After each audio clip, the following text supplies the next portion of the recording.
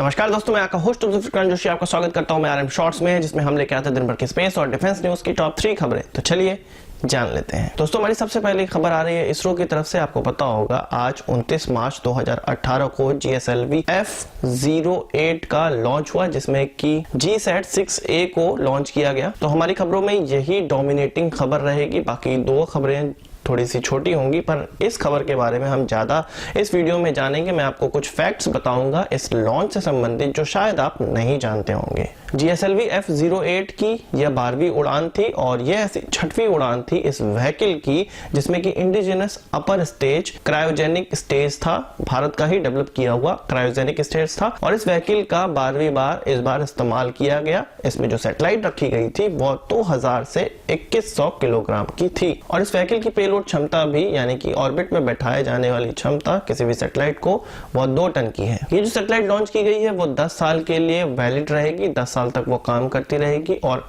इसको पहली बार नहीं लॉन्च किया गया है, GSAT-6 लॉन्च किया गया था 2015 में, और उसको सपोर्ट करने के लिए GSAT-6A का लॉन्च अब किया गया है। और इसके द्वारा जो कम्युनिकेशन किया जाएगा वो S बैंड के द्वारा किया जाएगा, और यह अपनी कैटेगरी का दूसरा इस प्रकार का सैटेलाइट है। इस सैटेलाइट को मेनली सामान्य डिवाइसों के कम्युनिकेशन को अच्छा बनाने के लिए, बेहतर बनाने के लिए नहीं लॉन्च किया गया है इसरो के मुताबिक। इसके द्वारा उन सुदूर क्षेत्रों में हमारे जो जवान रह रहे हैं, जो कि सैटेलाइट कॉल के द्वारा कहीं बात करते हैं, उनको ज्यादा आसानी होने वाली है और उनकी कॉल स्पष्ट होने वाली है। इससे पहले उन जवानों को बहुत अच्छा कवरेज नहीं मिल पाता था, और जो सुदूर क्षेत्र में रहते थे उनको कम्युनिकेट करने में बहुत ज्यादा प्रॉब्लम होती थी, या वो कम्युनिकेट नहीं कर पाते थे। तो अब जो यह सैटेलाइट लॉन्च हुई है वो अपने पुराने सैटेलाइट का साथ देगी और इस कम्युनिकेशन को बेहतर बनाएगी, यानी कि 2-वे कम्युनिकेशन कर देगी। यानी कि सैटेलाइट जब यहाँ पर 2 हो गई हैं तो डेटा भेजने के लिए और डेटा रिसीव करने के लिए 2 वे मिल जाएगा, यानी कि हाईवे थोड़ा चौड़ा हो गया है।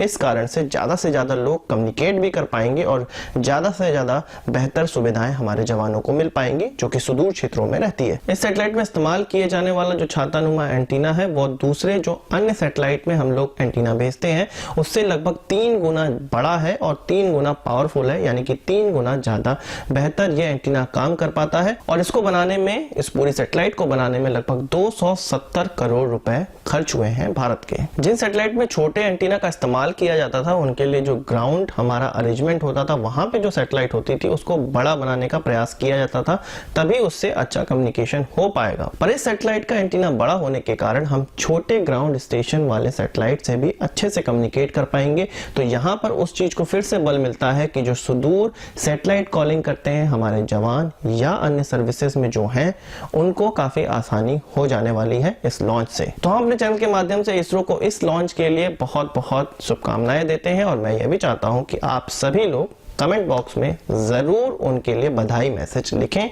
और क्या उनको आप आगे आने वाले समय में किस प्रकार से देखते हैं, या किन मिशन पे आपका ज्यादा जोर है कि इसरो इसको अच्छे से करे, उसके बारे में भी कमेंट बॉक्स में जरूर बताइए। दोस्तों, कुछ दिनों पहले मैंने खबरों में यह बताया था कि जो तेजस MK-1A है उसका डिजाइन फाइनल हो चुका है, पर उसके रडार का डिजाइन अभी फाइनल नहीं हुआ है कि हम उनमें कौन सा रडार इस्तेमाल करेंगे। कुछ का यह मानना था कि DRDO के द्वारा डेवलप किया गया उत्तम रडार ही उसमें इस्तेमाल किया जाएगा, पर अब एक रिपोर्ट निकलकर सामने आई है जिसमें कि इस चीज को खारिज किया गया है। 2016 में HAL ने RFI जारी किया था, जिसका रिप्लाई 2 कंपनियों ने किया हुआ है। इजराइल की IAI, उसने अपना रडार सामने रखा है, और थेल्स ने अपना रडार सामने रखा है।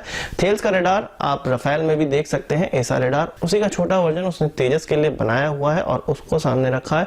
तो यह खबर निकल कर आ रही है कि उत्तम रडार का इस्तेमाल हम MK-1A में नहीं करने वाले हैं, और जो इजरायली कंपनी और ये थेल्स के जो रडार है उनमें से ही किसी रडार को चुन लिया जाएगा। हालांकि उत्तम रडार का इस्तेमाल तेजस का जो LSP-2 है उसमें किया जाएगा, एक एक्सपेरिमेंट के तौर पे किया जाएगा, और उसको उस पर उड़ा के देखा जाएगा कि वो काम करता है कि नहीं, डिजायर काम जो हम उससे लेना चाहते हैं वो करता है कि नहीं। पर जो फाइनल हमारा MK-1A है उसमें इस्तेमाल उसको नहीं किया जा रहा है। हो सकता है कि MK-2 में उसका इस्तेमाल किया जाए। थोड़ा इसको और एडवांस बनाना है और इसका वजन थोड़ा सा और हल्का करना है, कुछ 40-50 किलो।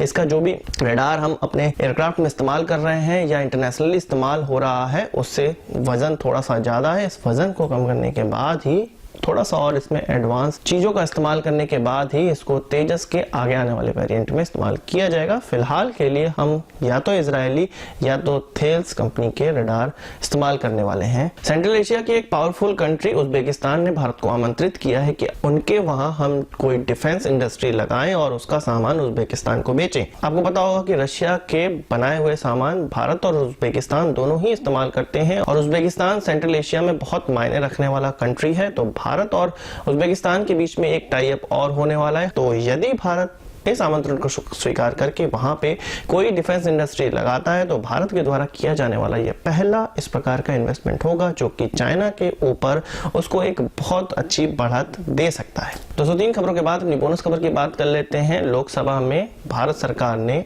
यह बताने से इनकार कर दिया है कि अरिहंत में किस प्रकार का डैमेज हुआ था और उसको बनाने में कितना खर्चा आया है। कहा जा रहा है कि डिफेंस मामलों को लीक करके वो नेशनल सिक्योरिटी को हर्ट नहीं कर सकते हैं, पर यहाँ पर एक प्रश्न जरूर उठता है कि यदि केवल पानी जाने से अरिहंत सबमरीन को नुकसान पहुंचा है तो यहाँ पर कोई भी डिफेंस सीक्रेट सामने नहीं लाया जा रहा है। यदि उसको नुकसान पानी जाने से हुआ हो तो मुझे ऐसा लगता है यदि यहाँ पे डिफेंस सीक्रेसी की बात की जा रही है तो कोई और तो जरूर कारण है अरिहंत के डैमेज होने के। क्या पता कोई युद्ध में वो भाग लिया हो या उससे कोई मिसाइल ट्रायल की जा रही हो और उससे उसको नुकसान पहुंच गया हो। ऐसे बहुत से कारण हो सकते हैं जो कि एक सबमरीन को नुकसान पहुंचा सकते हैं। आपका क्या ख्याल है कमेंट बॉक्स में जरूर बताइएगा। तो आज की इस वीडियो के लिए बस इतना ही। आशा करता हूँ वीडियो पसंद आया होगा। आप इसको एक बड़ा थम्स अप जरूर देंगे। इस वीडियो संबंधित कोई सवाल सुझाव तो कमेंट बॉक्स में जरूर लाइएगा। यदि आपने हमारा चैनल सब्सक्राइब नहीं किया उसे भी कर लीजिए क्योंकि हम इस प्रकार की वीडियो लाते रहते हैं जो कि आपका स्पेस और डिफेंस ज्ञान बहुत ज्यादा बढ़ाने वाला है। नमस्कार, थैंक यू, जय हिंद।